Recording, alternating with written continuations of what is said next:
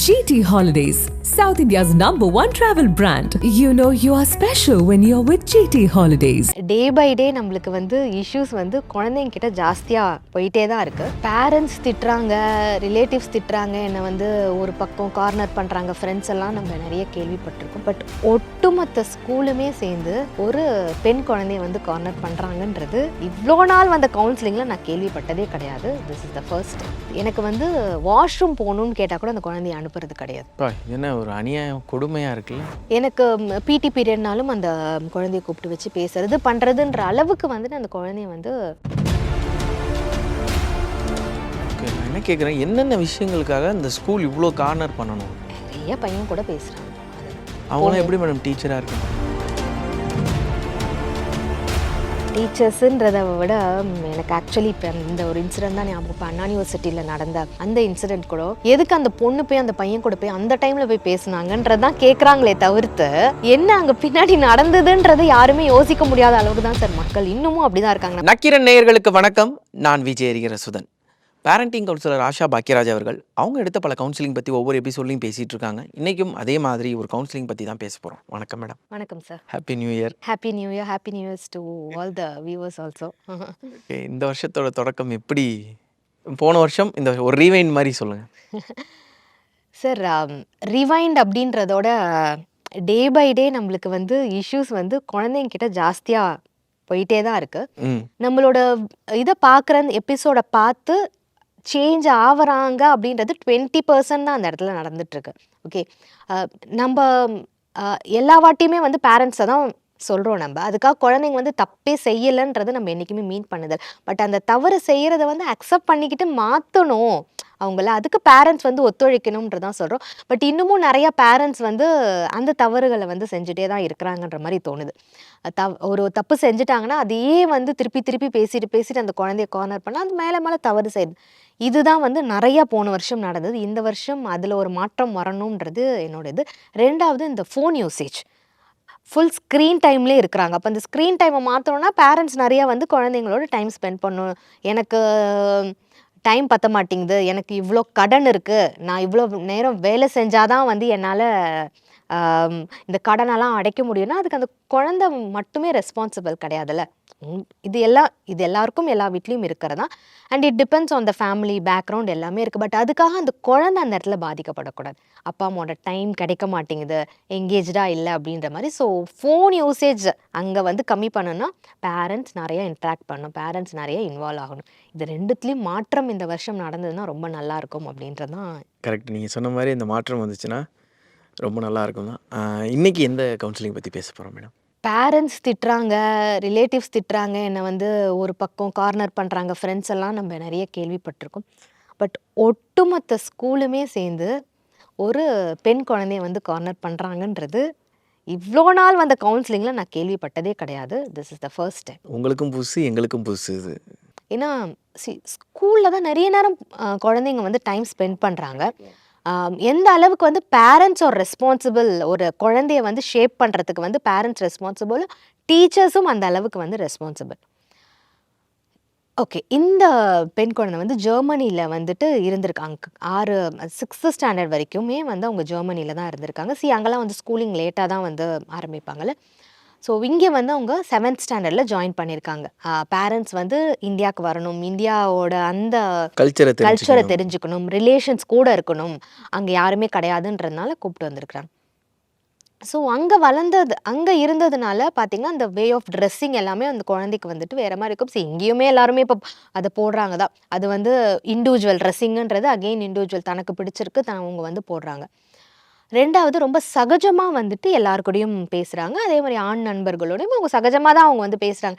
இந்த பெண் குழந்தை எனக்கு ஜெர்மனியில் அவங்க இருந்ததுலேருந்தே எனக்கு பழக்கம். அங்கேயுமே நான் அவங்களுக்கு கவுன்சிலிங் கொடுத்துருக்கேன். ஸோ அவங்க எப்படின்றது நமக்கு ஓரளவுக்கு தெரியும். ஓகே, எந்த ஒரு விஷயத்த சொன்னாலுமே அதை யோசித்து தனக்கு கரெக்டுன்னு பட்டுச்சுன்னா அதை மாற்றிக்கிற குழந்தை.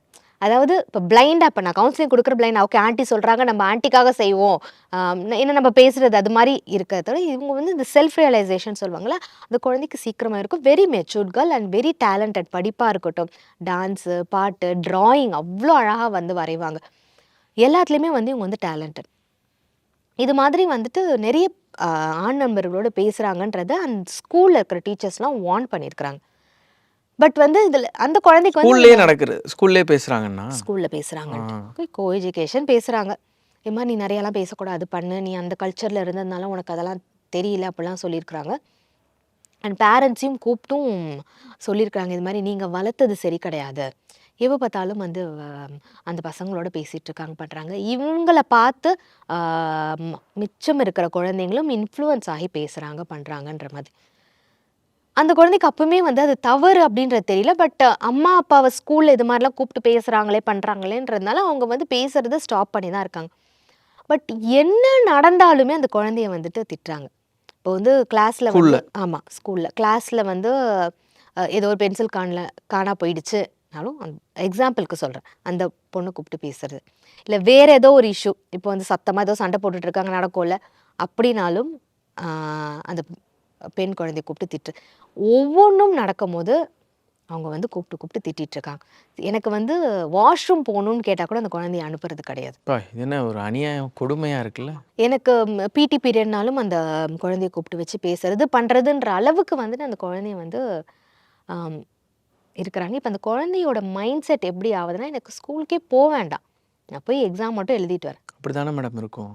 இது வந்து அவங்க வந்து எந்த அளவுக்கு மெச்சூர்னா, she can understand that okay அம்மா அப்பா என்னால் வந்து கஷ்டப்படுறாங்க. ஆமாம், ஆனால் எனக்கு தெரிஞ்சு அந்த பொண்ணுக்கு இதில் வந்து என்னால் கவுன்சிலிங் ஒன்றுமே கொடுக்கறதுக்கு ஒன்றுமே இல்லை சார். ஏன்னா maybe I can teller that நீ பி கான்ஃபிடென்ட், உன் மேலே தப்பு இல்லை, நீ வந்து சரியாக தான் இருக்கிற அந்த கான்ஃபிடன்ஸ் தான். பட் அந்த குழந்தைக்கு அது இருக்குது, என் மேலே தப்பு இல்லைன்றத அந்த குழந்தையும் உணர்றாங்க. பட் பேரண்ட்ஸ் எஃபெக்ட் ஆகிறத பார்த்து ஓகே அவங்களும் எஃபெக்ட் ஆகுறாங்க. இது எப்படி ஆகுதுன்னா, இப்போ அந்த குழந்தைக்குன்னு ஃப்ரெண்ட்ஸ் இருப்பாங்கல்ல, ஃப்ரெண்ட்ஸ் சர்க்கிள், அவங்களோட ஃபேமிலி எல்லாமே இப்போ அந்த பொண்ணு கூட பேசாதன்ற அளவுக்கு கொண்டு வந்து நிறுத்துறாங்க. ஏன்னா ஸ்கூலில் இப்படி ஒரு கம்ப்ளைண்ட் வரும்போது ஆப்வியஸாக இப்போ அவங்க பொண்ணு வந்து இவங்ககிட்ட பேசினாங்கன்னா இவங்களுக்கும் திருப்பி அது மாதிரி கார்னர் பண்ணுறது, மார்க் கம்மியாக போடுறது. திருப்பி அந்த பொண்ணு கிளாஸ் ஃபர்ஸ்ட் எடுக்கிற பொண்ணுங்க சார். நான் என்ன கேட்குறேன், என்னென்ன விஷயங்களுக்காக இந்த ஸ்கூல் இவ்வளோ கார்னர் பண்ணணும்? நிறைய பையன் கூட பேசுகிறாங்க, அதுதான் கிளாஸில் உள்ள பசங்க கூட பேசுகிறாங்க, விச் இஸ் நாட் என்கரேஜ். ஒரு பிரேக் கிடச்சாலும் போய் உட்காந்துக்கிறாங்க, பேசுகிறாங்க, பண்ணுறாங்கன்றது தான். தப்பாக எதுவுமே வந்து நடக்கலை. இன்னும் வந்து அந்த அந்த பெண் குழந்தைய சொல்லக்கூடாத வார்த்தைகளெல்லாம் வச்சு கூட அந்த குழந்தைய வந்து திட்டிருக்கிறாங்க. எத்தனாவது படிக்கிறாங்க? 7th ஸ்டாண்டர்ட் படிக்கிறாங்க சார். இது வந்து எப்படி சொல்கிறது, 7வது படிக்கிற குழந்தைகிட்ட போய் இதெல்லாம் பண்ணாத, இதெல்லாம் இது பண்ணாத அப்படின்னு எடுத்து புரிய வைக்கிறதுங்கிறது வேறு. அந்த ஸ்கூல்லேயே வந்து பார்த்தீங்கன்னா கவுன்சிலர்ஸ் இருக்கிறாங்க சார், எல்லாமே இருக்கிறாங்க. நம்ம ஏற்கனவே கூட ஒரு எபிசோடில் இது மாதிரி ஸ்கூல் பற்றி பேசுகிறோம். பட் அந்த இடத்துல வந்துட்டு it is about only the principal and the counsellor. இங்கே வந்து கம்ப்ளீட்டாக அந்த ஸ்கூலே ஓகே. இந்த பொண்ணு வந்து நல்லா டாக்கேட்டிவ் சார், சரிங்களா? ஸோ அவங்களோட வயசு கம்மியாக இருக்கிறவங்க, அந்த 2nd ஸ்டாண்டர்ட் 3rd ஸ்டாண்டர்ட் கிட்லாம் கூட போய் பேசுவாங்கள்ல, இவங்க போய் சும்மா பேசினா கூட இல்லை, வந்து அவங்க வந்து கூப்பிட்டு எதுக்கு வந்து நீ போய் பேசுகிற, அந்த அக்கா உன்ட்ட என்ன பேசினாங்க, என்ன சொல்லி கொடுத்தாங்கன்ற அளவுக்கு வச்சுருக்காங்க. அவங்க பேரண்ட்ஸ் எல்லாம் கூப்பிட்டு இது மாதிரி வந்துட்டு உங்களோட கிட் இந்த பொண்ணுக்கிட்ட பேசு, இந்த பொண்ணோட பிஹேவியர் சரி கிடையாது, நான் வந்து ஐ டோன்ட் நோ லைக் அந்த பொண்ணு எங்கேயுமே போகலை, வீட்டில் இருந்தால் கூட உன்னை நான் அங்கே பார்த்தேன், இங்கே பார்த்தேன், எதுக்கு அங்கே போனேன் அப்படின்ற அளவுக்கு அந்த பேரண்ட்ஸ்க்கும் கால் பண்ணி பேசுகிறாங்க, அந்த பொண்ணுக்கிட்டையும் பேசுகிறாங்க. இல்லை எவ்வளோ இது வந்து ஒரு சமூக கட்டமைப்புக்கு வழிவகுக்கிற ஒரு பள்ளிக்கூடமே இந்த அளவுக்கு நடந்துக்கிட்டா அங்கேருந்து வர ஸ்டூடெண்ட்ஸோட மனநிலை என்னவா இருக்கும்? அதுதான் ஓகே. இப்போ வந்து அதுதான் சார், எதனால் நம்ம இங்கே அதை பற்றி பேசுகிறோம் அப்படின்னா, நான் ஸ்டார்டிங்கில் சொன்ன மாதிரி பேரண்ட்ஸ் எந்த அளவுக்கு வந்து ஒரு குழந்தை வளர்ப்பில் வந்து இம்பார்ட்டண்ட்டாக இருக்கிறாங்களோ ஸ்கூலுமே அது மாதிரி தான். மெயின் ரோல் ஸ்கூல் தான். ஆமாம், ஏன்னா ஸ்கூலில் தான் நிறைய நேரம் இருக்கிறாங்க. 7 மணிக்கு போனாங்கன்னா சாயந்தரம் 5-6 மணி வரைக்கும் அங்கே தான் இருக்கிறாங்க. எனக்கு ஸ்கூலில் இப்போ இருக்கிற குழந்தைங்க வந்து தேர் வெரி சென்சிட்டிவ். ஓகே, அது அப்படி இருக்கக்கூடாது தான், சென்சிட்டிவாக இருக்கக்கூடாது தான், ஆனால் அவங்க அப்படி தான் இருக்கிறாங்க. அது உங்கள் குழந்தை எங்கள் குழந்தை அப்படி இல்லை. 90% of kids they're very sensitive. நம்ம சும்மா ஏதாவது சொன்னால் கூட அவங்க சீரியஸாக எடுத்துக்கிறாங்க. ஓகே, அப்போ அப்படி இருக்கிற குழந்தைங்க கிட்ட நம்ம லாங்குவேஜே வந்து பார்த்து தான் பேசணும். இப்போ என்கிட்ட ஒரு கவுன்சிலிங்க்கு வரும்போது அந்த குழந்தை மேலே தான் தவறு இருக்கும். ஓகே, இப்போ வந்து ஒரு பான் வீடியோ பார்த்துட்டாங்கன்ட்டு வராங்கன்ற போது அந்த குழந்தைக்கு தான் கவுன்சிலிங் கொடுப்பேன். பட் அந்த குழந்தை கவுன்சிலிங் கொடுக்கறதுக்கு முன்னாடி நான் இங்கே பேரண்ட்ஸை ப்ரிப்பேர் பண்ணுவேன். ஓகே, நீங்கள் இதை பார்த்துட்டீங்க, இனிமேல் நீங்கள் எப்படி ஹேண்டில் பண்ணணும், உங்களோட லாங்குவேஜ் எப்படி இருக்கணும், அந்த குழந்தைகிட்ட நீங்கள் எப்படி பேசணும், எப்படி திருத்தணுன்ற மாதிரி அவங்கக்கிட்ட சொல்லிட்டு தான் அந்த குழந்தைகிட்ட, ஏன்னா it is very important. Okay, எந்த விஷயம் ரொம்ப ஹர்ட் பண்ணிச்சு அந்த குழந்தைய? அந்த இந்த நான் ஃபைனலாக சொன்னல அந்த சின்ன குழந்தைங்களெல்லாம் கூப்பிட்டு பேசுறது பண்ணுறதுன்றது எவ்வளோ ஒரு ஹர்ட்டிங்காக இருக்கும் அந்த இது பொண்ணுக்கு. இது ஒரு விதத்துல வந்து ஒதுக்கி வைக்கிறது, ஒதுக்கி வைக்கிறது இதுவுமே ஒரு தீண்டாமை தான் என்னை தீண்டாமை. பொறுத்த ஆமா வரைக்கும். கண்டிப்பா. ஏன் ஏன்னா பல விஷயங்களை மீறி தான் இப்போ எல்லாரும் வந்து ஒன்றா இருக்கணுங்கிறதுக்காக தான் யூனிஃபார்ம்ங்கிற ஒரு பேட்டர்னே கொண்டு வந்தாங்க. அதுக்கப்புறம் எல்லாரும் சேர்ந்து படிக்கணும் அப்படிங்கிறது காலப்போக்கில் இப்போ நல்லபடியாக வந்துக்கிட்டு இருக்கு. அப்படி இருக்கும்போது ஒரு ஸ்கூலே ஒரு குழந்தைய ஒதுக்குதுன்னா அந்த ஸ்கூலோட மனநிலை எப்படி இருக்கு, அங்கே உள்ளவங்களோட மனநிலை எப்படி இருக்கு? அதுதான் சார் தெரியல இருக்கலையோ நம்ம பேர் சொல்ல முடியாது, சொல்லவும் ரொம்ப கூடாதுன்றதுனால ரொம்ப எலைட்டான ஸ்கூல் தான் அது. ரொம்ப பேர் எங்கே கேட்டாலும் அந்த பேர் நல்லா தெரியும் நமக்கு, அப்படிப்பட்ட ஒரு ஸ்கூல் தான். எந்த ஊர் மேடம்? நம்ம ஊர் பேரும் மென்ஷன் பண்ண வேணாம்னு நினைக்கிறேன் ஓகே சார். ஓகே ஏன்னா வந்து அவங்க கவுன்சிலிங்கில் இருக்கிறாங்க. அஃபெக்ட் என்னன்னா இப்போ ஸ்கூல் மாற்றிடுவாங்க, அவங்க ஈஸியாக ஸ்கூல் மாற்றிடுவாங்க. ஸ்கூல் மாற்றிடலாம் மேடம், மனசை மாற்ற முடியாது. இன்னும் அந்த பொண்ணு என்கிட்ட கேட்ட கேள்வி இது. நான் எங்கள் ஊரில் அது அவங்க ஊர் தான் அது. எங்கள் ஊரில் நான் ஜாலியாக இருந்தேன். People are not judgemental aunty சொல்கிற ஃபஸ்ட் இதுவே அதுதான். தேர் நாட் லைக் நான் யார்கிட்ட வேணாலும் போய் பேசலாம், எங்கே வேணாலும் பேசுவாங்க, என்னை ப்ளீஸிங்காக அவங்க வெல்கம் பண்ணுவாங்க, என்னை கைண்டாக பேசுவாங்க. இங்கே அதெல்லாம் எதுவுமே நடக்கவே இல்லையே. ஆனால் அம்மா சொன்னதே வேற. நீ வா, நீ வந்து பாரு, உன்னை நம்ம ஊர் இன்னும் வந்து ரொம்ப நல்லா இருக்கும், உன்னை வந்து எப்படி பேசுகிறாங்க, நீ என்ன தவறு செஞ்சாலும் அதை எப்படி அக்னாலேஜ் பண்ணி சொல்லுவாங்கன்ற மாதிரி அம்மா எல்லாமே சொன்னாங்க. பட் இவங்க அப்படி கிடையாது ஆண்டி அப்படின்றத.